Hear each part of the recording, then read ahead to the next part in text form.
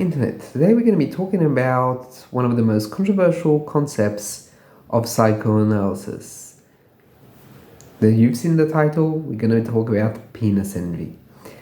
So let me preface this by saying that my aim in this video is to explain what is penis envy, to basically give some global general examples of it, to see if it's still relevant, and 4, give a critique of the concept.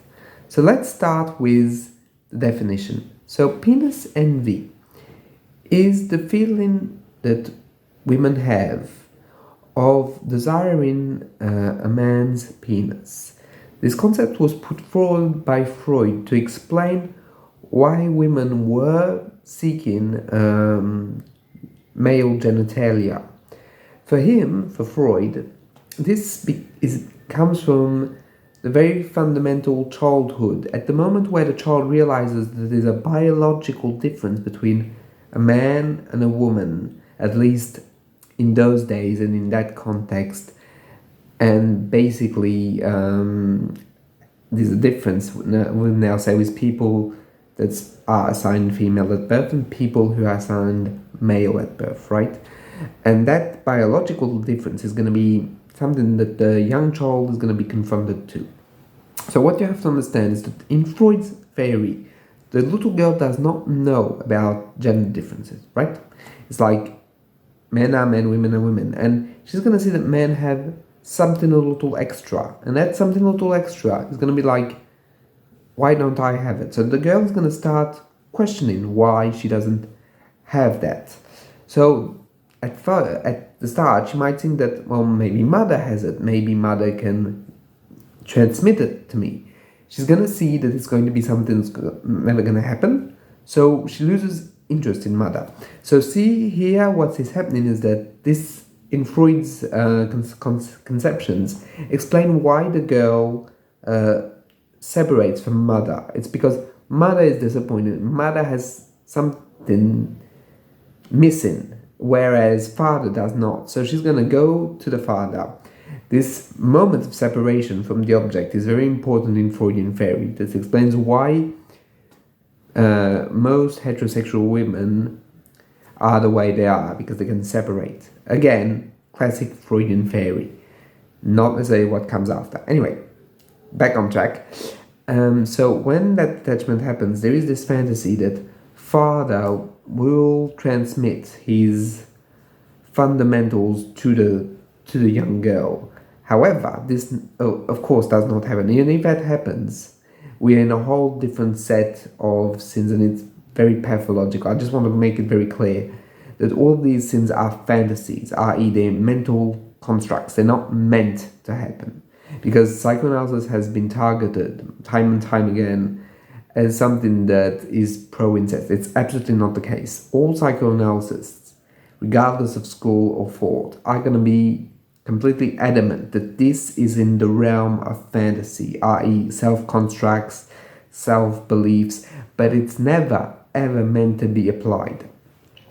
I'm saying that because I want to make this very clear and beyond any misunderstanding. Anyway, so the father is going to be disappointed, and what's going to happen is that the daughter is going to say, well, father didn't give it to me, mother didn't give it to me, so I'm going to find my own partner and have his children. There might also be this fantasy that young girls have, that they will one day, when they're grown up, when they're mature, marry father, and then father will give them the children. Again, a fantasy, right? That doesn't mean that they really want that. Absolutely not. But that's something that little children can say. And this is when you know that they've hit the Oedipal stage, right? Right. So anyway, the fact is that at this very moment, the sexuality, the object choice is going to be fixed for that hypothetical young girl, and she's going to basically go down the path of heterosexuality, right? Right. That's standard Freudian theory.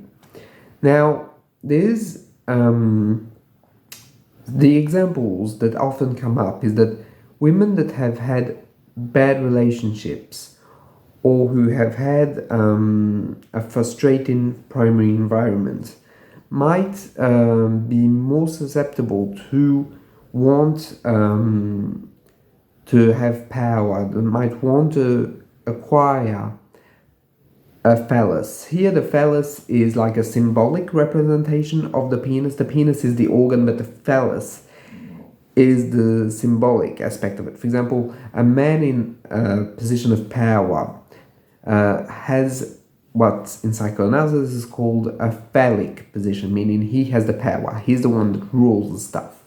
Women, for example, that seek power might seek symbolically, again, on an unconscious level, to have that phallus, to have that power, because they feel themselves deprived of it, and that's their way of doing it. And in those moments, if they're severe and ruthless, they might, how can I say, be called castrating women. It's because this underlying idea is that fundamentally they become the father figure through their penis envy, because they're so envious. They want to be in that position, they grasp it, and then they basically use it to castrate everyone else, right? So anyway, this is one example. Another example is just the fact of wanting a deep sense of children. Again, in classic analytic theory, the desire for children in women is based on the fact that, of course, they want to be like their own mothers, but they also want to have an internalized penis, i.e. they want the child, the result of coitus, to be within them. And that's what the child represents, a phallus again. So fundamentally for Freud, this concept is very wide and very all-encompassing, right? Because it encompasses virtually the whole of feminine sexuality. Now that we have presented the examples, that we have presented fundamentally what we needed to do, you have to understand that this is, what I've said here, is a very, very old and somewhat archaic way of presenting it. Because psychoanalysis has moved on, and since are much more fluid and much less restrictive than they used to be. So I want you to keep this in mind. Because at the very core, right now, in our day and age, penis envy has come under a lot of fire. Fundamentally, because there is a sense of the patriarchy in this, i.e. a woman can only be interested in a penis or in a phallus, and they are doomed to try and catch up to men, always failing. And in a way it's phallocentric. So that criticism is not wrong. Seeing penis envy as like some kind of like eternal frustration in women, that like they're always trying to compensate, is inherently a misogynistic take on it. And I do think, and this is my opinion, that Freud and his time frame and men of his time were highly misogynistic. They might not have been called like that at the time, and misogyny would have been the more extreme versions of that. But the whole principle is that this idea that the male organ is superior is in and of itself something that was very true in psychoanalysis. That psychoanalysis has become centered around this concept of the phallus and the phallic stage. However, and this is where it becomes very touchy, on a cultural level, this is a very good critique. On a clinical level, well, this is where it becomes really complicated, because clinically, it's not necessarily wrong. Some women do have penis envy, and it's not necessarily a bad sin, because it can help the person forward, maintain their objective, and so on and so forth. But it can also be pathological, as I was saying before, or something that's going to hurt others, because there's that will to power involved in penis envy. So that's one of the main issues, and that's why it's such a complicated topic. It's because saying just all women have penis envy, they're all gonna want a penis, and fundamentally they are always playing catch up, that's a wrong framing. However, saying that some women fundamentally at their core would want that genitalia for themselves, in themselves, or even use it and be able to acquire a sense of pride in having the pregnancy or power or whatever symbolic substitute there is not wrong. And I would say that often when there is penis envy, it's really relatively obvious clinically.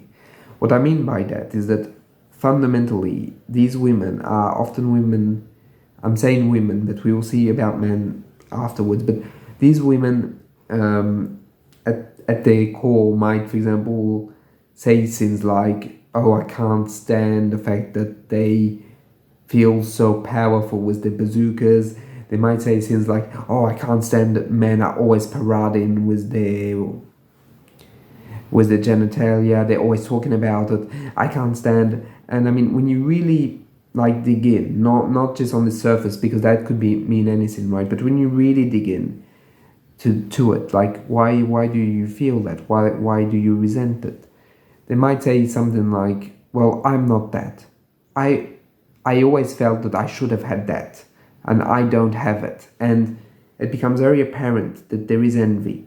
And here I want to make it also very clear that envy is not inherently a bad sin or a bad supposition in general, but in the case of penis envy at least, it's not necessarily bad, but it's just that sometimes the individual is so wounded that it takes the whole space, the whole mental space is fundamentally something of like, I have to acquire power, I have to acquire a child, I have to do this, I have to do that.